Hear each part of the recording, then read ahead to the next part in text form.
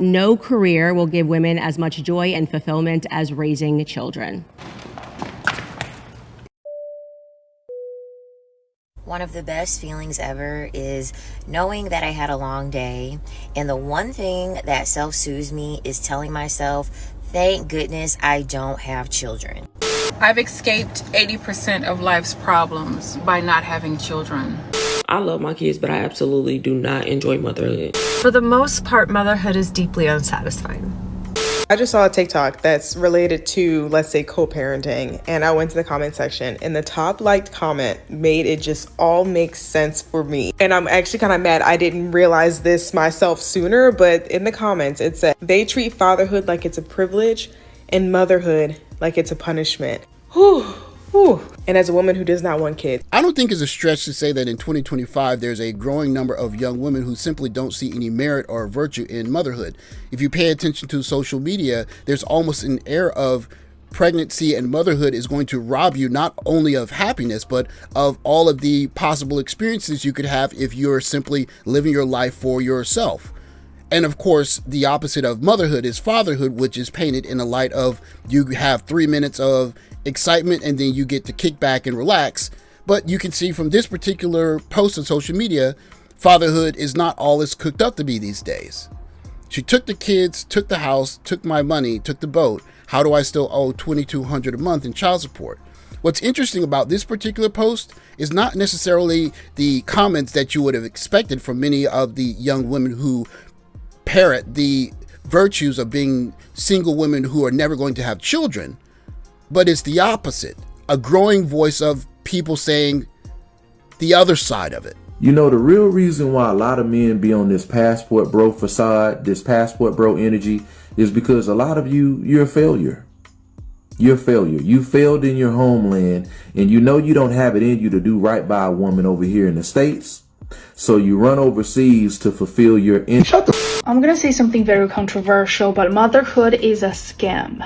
Too many women have been lied to and deceived by society. One thing you'll notice in this era where all of the roles are being rewritten is that there's no shortage of young ladies that are willing to tell a man what a real man is. A real man doesn't complain about providing his children with the best lifestyle he can. But the pushback, a real woman doesn't destroy a family because she's bored. Men that complain about child support are the worst, more pushback. Women who have kids just so they can financially ruin the father are the worst. The fee for thinking marriage benefits a man. It's a new age that we're in now because we're starting to hear the other side of men that want to have family, but understanding that the environment simply isn't set up. It's not ripe for men that want to be fathers and husbands in a healthy family unit to find a wife. I had a Bumble date last night, and I left at 4 a.m. this morning and just told her to lock up. Dude, she cleans my bathroom, makes my bed, and the kicker is she done all, like 90% of my laundry. I don't know if I done something right, maybe done something wrong, maybe she felt sorry for me. Or maybe she's a pick-me and she's hoping that she gets picked. I wouldn't be child-free if I was a man. If I was a man, I would have lots of kids. I would love to be a dad. Because dads, men, get the better deal. Women sacrifice so much more than men when it comes to having children. It will never be equitable. Women sacrifice their body, mind, and spirit for 9 months. We get stretch marks. We have to breastfeed. We have to dilate our pelvis to push a head through it. Men will never have to do that. Ever. I have to be careful about making sweeping generalizations between men and women, so I'll be as careful as I can. But one thing that men understand inherently is that in order to have complex systems, family, extended family, communities, societies, nations, on the individual male basis, there has to be sacrifice. Sometimes that sacrifice is working a job you don't want to work. It is coming home tired and giving some of your food to your children who are growing. Sometimes it's simply going off to war and maybe not coming back. These sacrifices are essentially the lubrication for civilization. And when men pull that sacrifice back, then you have a problem with these advanced civilizations continue to be advanced civilizations. But that said, if a man comes back home from that sacrifice and he wants family, the best option would be similar to if you want to buy a house, a car, or just you want a service. You want to go to someone who is ecstatic about you being their customer, so to speak. Someone that wants to do the job. What you don't want is to go to someone who does not like that job. They don't want to do that job. They have a disdain for motherhood. And they're going to have your children? Doesn't sound like a good idea, doesn't it? So a recent study came out stating that women are way, when I say way, I mean exuberantly, way more happier without kids and without men. And this is the reason why these men are going out of their way to produce these trash podcasts, trying to gaslight us into thinking that they're the prize because they see that too many of us are catching on. We're getting hip. And it's not just them. They have the help of these male-centered women who got. You understand? They got caught up in the matrix, and they now unfortunately got by one of these ancient men, have a baby, and they're miserable, and misery loves company. The First Amendment gives us all freedom of speech to speak our minds, and in this young lady's case, she is essentially telling everyone that motherhood is something that women should avoid. Of course, as men, especially if you understand biology, you understand that that means the end of the human species. However, if that's the way she wants to feel, it's her prerogative. That said, however, if you are a guy and you're having evening fun with her, and then she wakes up one day and says, you know what, I changed my mind, maybe I'm going to have this child, you know from these series of TikToks that she's not ready to make a 20-year commitment to a man and a child in a family. In fact, for a man who is headed in the right direction, on the up and up, and trying to make better of his life, there can be no mistake bigger, more difficult than having a child with a woman who despises motherhood and family. This woman does not want to be a wife nor a mother. And if you have a child with her, it will derail the next 20 years of your life. Many young ladies instead choose a different path, a path that Corey Holcomb speaks to very clearly. Goodness. But no, back to the point. Back that more children were than born in New York last year. Crazy. That's wild. Yeah, I'm just saying, this is a hard evidence example of what the ladies are. You can try to run from it if you want to, but this is crazy. A hard evidence example of who the ladies are. Wow. When were those? Wow. So you can go around and keep playing victim if that's what you want to say. You're a failure. You failed in your homeland, and you know you don't have it in you to do right by a woman over here in the States. As an older guy who actually is a father, one of the things that I noticed in the back and forth over generalizations in the arguments on social media about motherhood and fatherhood is that many young ladies seem to think that fatherhood is a kind of walk in the park and that motherhood is almost borderline servitude. But you can see that fatherhood has an unmeasured part that many people aren't doing the calculus on. You can see in this situation with DDG, who flew to Paris to see his son, who the judge ruled could be taken with his former mate, if you will, who has primary custody as of this video, for 2 months in Paris. And all he could do was fly to Paris to see his son. And you could see the stipulations. Visiting hours 9 to 6 daily, supervised by Halle's nanny and security. No overnight allowed. DDG cannot take Halo more than 3 miles from the hotel. Must stay near the hotel in Italy. No social media posts of Halo by DDG. These are all ways that he's limited from being a father. Now, you could argue that he uses his son for a clout on social media, but who doesn't in the millennial alpha generation? That's what all of them do. But that aside, this is part of fatherhood. He wants to see his kid, and he's going through all of these hoops so he could be a father, which is leading more fathers to think of fatherhood outside the box, or dare I say, Fatherhood 2.0. And you can hear that from DDG himself. If I'm 29 or something like that and I ain't got the time, I just go to that place, do my little 1-2, put my in the cup, take a little egg from somebody, throw it in another little body, cook that for 9 months, you know. You have never revealed, and I don't think you ever intend to reveal or share, the identity of the mother of your son, okay, Cristiano's mother. And the thing that occurred to me while watching the film was your mother is so central and important to your life, but he does not have that relationship with his mother. Mm-hmm. Surely that must concern you. Most of us can only dream of having the wealth and fame that Cristiano Ronaldo has, but there are two things he did not do. One, he never got married. And the second thing is, he didn't put himself in a situation to where he's saying, "Give me back my son!" However you feel about Cristiano Ronaldo choosing to have children via surrogacy and not being married while doing it, what you can't fault is his logic, because his logic is spot on. For me, it's not a problem.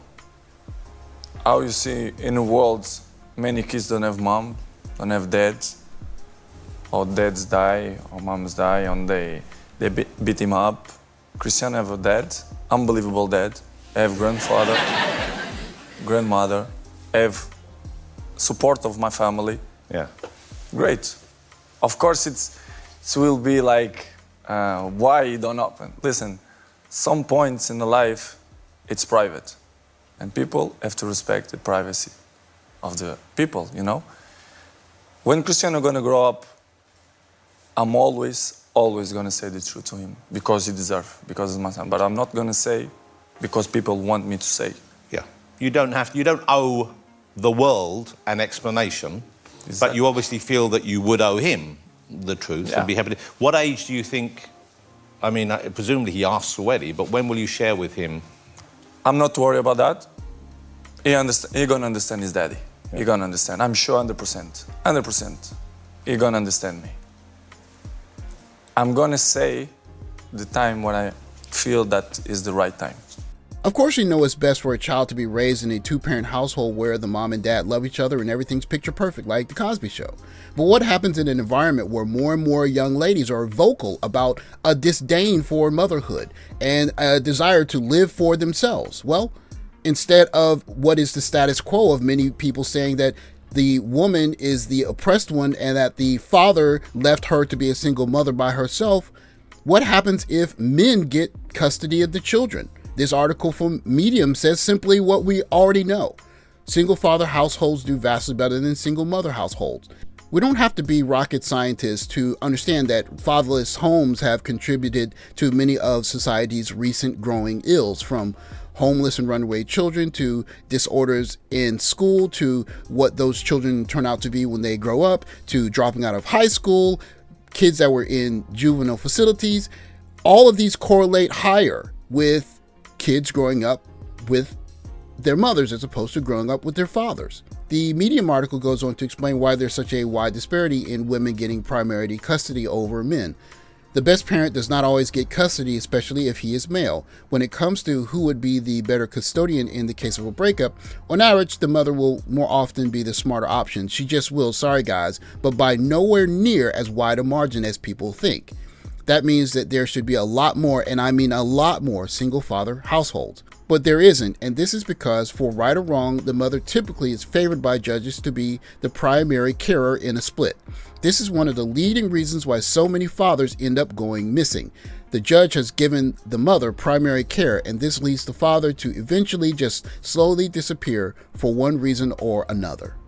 Many argue that fathers are at fault, but considering that the vast majority of fathers report wanting to be more involved in their children's life, the true story is inevitably more complex and more due to the fact that unless joint custody is given and properly enforced by the courts, it is simply more difficult for the secondary carer to remain an active part of a child's life, even on a financial level. This matters because the mother by default is not always the best option, not even close. For example, many women are terrible mothers. They just are. But the courts will favor them over the father in most cases anyway, even if the father clearly would have been the better option and was willing. A work colleague of my partner is in this situation. He is an amazing father, but his ex-wife is an awful mother, yet she got primary custody and he struggles to even be allowed to see his children, despite the fact that he should be the primary custodian. So you ain't even got no girl. That mean, like me, if I'm like, if I'm 29 or something like that, and I ain't got the time, I just go to that place, do my little 1-2. One of the best feelings ever is knowing that I had a long day, and the one thing that self-soothes me is telling myself, thank goodness I don't have children. Take a little egg from somebody, throw it in another little body, cook that up for 9 months, you know? Give me back my son! Even in a situation where DDG is flying to Paris with a long list of regulations as to how he can see his son, including a nanny being present, a nanny that's watching the child when the child is not being watched by the quote-unquote primary custodial parent in this case. We don't know until that plays itself out. Women are still on the internet calling him a deadbeat father. It's a lose-lose situation. You're trying to be a responsible father. You don't have primary custody. You flying to other countries, or you're making inordinate sacrifices just to keep the kid in your life, and you're still a quote-unquote deadbeat. And when you're paying resources only and you're not there physically because the court ordered it, you're still a deadbeat. You can't win. And this is one of the reasons why the conversations about how many women guys have been with and guys bragging about that gets under my skin. It's because the point of this action is to create more humans. And so if your knots count as 150 women, then that means there have been 150 times that you are worried that you might be creating a child with that particular woman and spending 20 years procreating and raising that child together. And you didn't think about how good of a mother would she be in year 8, 9, 10, 12, 15. You're thinking about how good she looked in a certain dress and the fun that you were going to have when you were horizontal with her. That said, when you look at Cristiano Ronaldo, what he is showing you is what Fatherhood 2.0 looks like. I'm going to have children in a situation where no one can take my children away from me. They're going to be my children. Some people will disagree with it, but looking at the landscape where more and more young ladies not only never want to be mothers, but when they become mothers, they get bored quite easily and say, I'm going to go live my best life and I'm going to take the kids away from the father. You darn well better believe that the logical men are going to look at this situation and say, Fatherhood 2.0 has to be me going to a place where I can keep primary custody or taking the bull by the horns and making sure that I have sole custody from the get-go. That seems like the logical answer for Fatherhood 2.0. Thanks for watching. Like, subscribe, comment below. Catch you next video. Take care, guys.